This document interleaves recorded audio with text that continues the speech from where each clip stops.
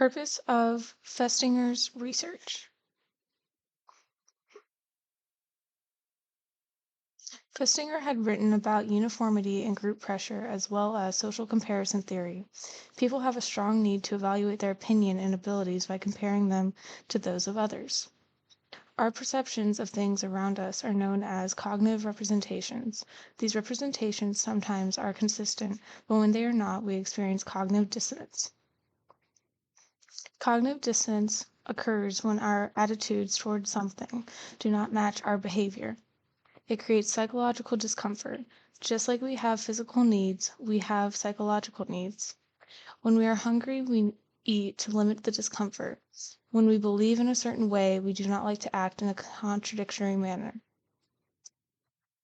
To resolve cognitive dissonance, one can either change their attitude, change their behavior, both being sufficient means, or rationalize/create excuses, insufficient. Here is a diagram showing cognitive dissonance. When action and belief are inconsistent, it creates dissonance. When you change belief, change action, or change perception of action, there's a decrease in dissonance.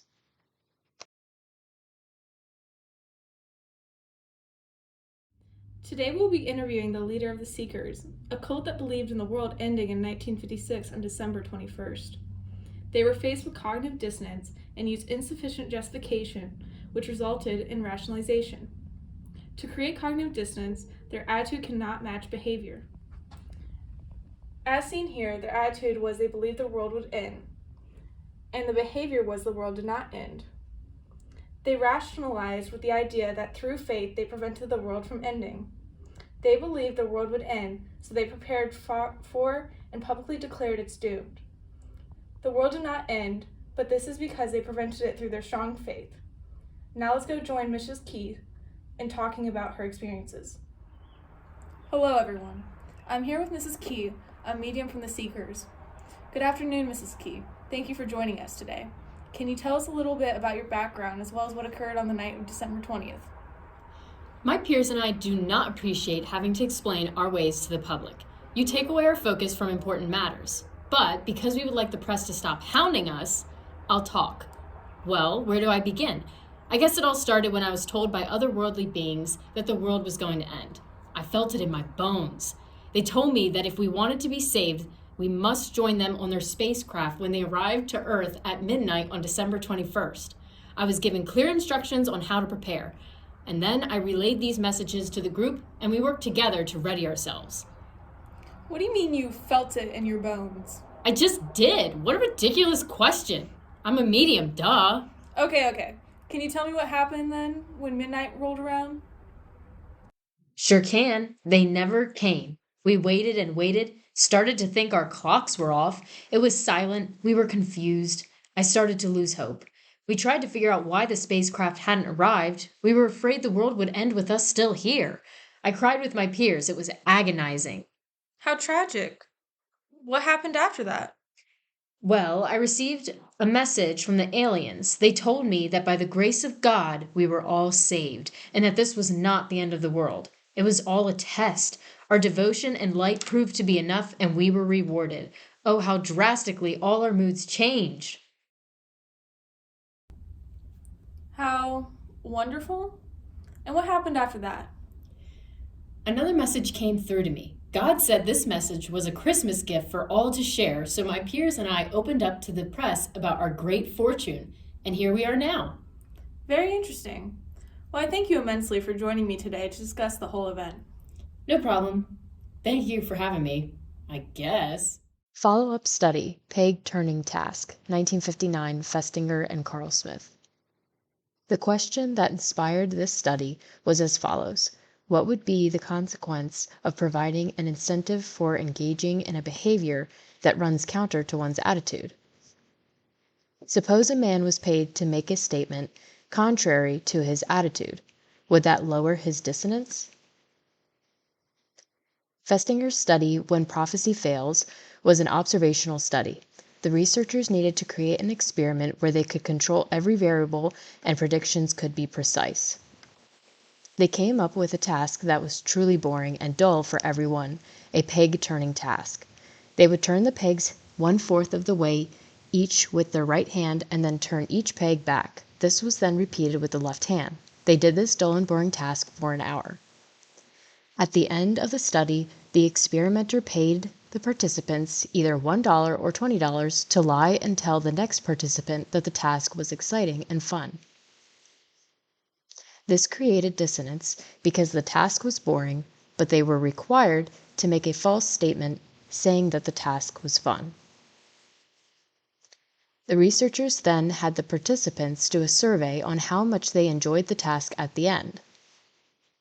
They found that when the participants were paid low, they changed their attitude about the task, saying that they enjoyed it.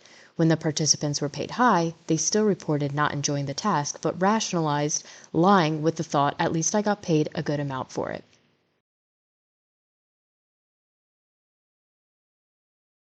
Here is a graph showing the results of the study.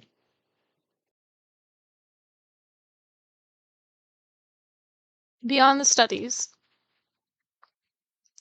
Festinger concluded that the key motivational factor that caused inconsistency between the participants' attitude and behavior was dissonance. At the time, he was unsure if his evidence was enough to support his theories, but we know now that his guess was correct because we can now measure physiological changes in discomfort. Research has shown that the impact of attitude and behavior discrepancies only occur in certain situations. For example, Linder and colleagues showed that Festinger and Carl-Smith compliance results only occurred if the participant believed that they had a choice in lying during the peg turning experiment. Cooper and Warshall showed that making a non-aligning statement did not produce dissonance unless it led to some consequential event. By repeating the study, they found that attitude change only occurred when the Confederate was convinced that the task was fun. When they were not convinced, the dissonance was explained by the no harm, no foul principle.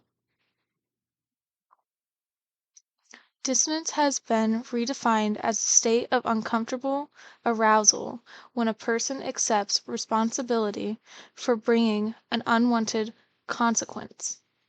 Behavior that does not match attitude creates dissonance because people believe they have acted freely and because inconsistent behavior typically produces an unwanted event.